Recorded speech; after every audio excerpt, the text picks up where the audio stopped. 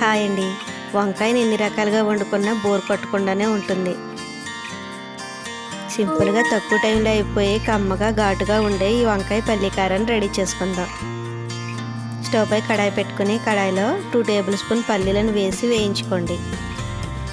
పల్లీలు వేగిన తర్వాత ఒక ప్లేట్లోకి తీసుకుని అదే కడాయిలో 1 టేబుల్ స్పూన్ పచ్చిశనగపప్పు, 1 టేబుల్ స్పూన్ ధనియాలు, 1 టేబుల్ స్పూన్ జీలకర్ర, 1 టేబుల్ స్పూన్ నువ్వులను కూడా వేసి వేయించుకుని తీసుకోండి. తీసుకున్న వంకాయల్ని 4 భాగాలు ఉండేటట్టుగా కట్ చేసుకుని ఉప్పు నీటిలో వేసుకోండి. మనం వేయించుకున్న పల్లీలని ధనియాలని అన్నిటినీ కలిపి ఒక మిక్సీ జార్లో వేసుకోండి.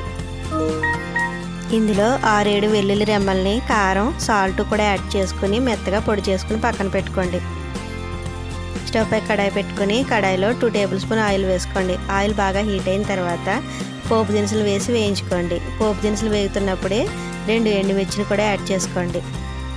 పోపు వేగిన తర్వాత మనం కట్ చేసి పెట్టుకున్న వంకాయ ముక్కలను కూడా వేసుకుని వంకాయ ముక్కలు సాఫ్ట్ అయ్యేంత వరకు కలుపుతూ వేయించుకోండి.